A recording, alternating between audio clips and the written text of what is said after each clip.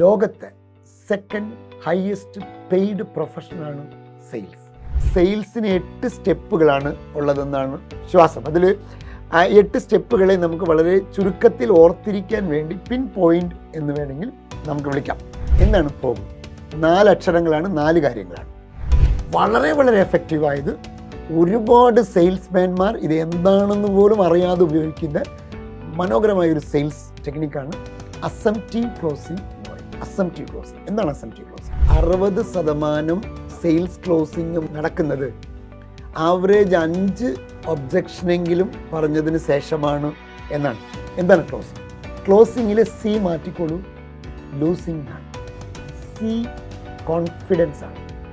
ഈ 6 സ്റ്റെപ്പും ചെയ്ത ഒരാൾ വളരെ കോൺഫിഡൻ്റ് ആയിട്ടാണ് ക്ലോസ് ചെയ്യുന്നത്.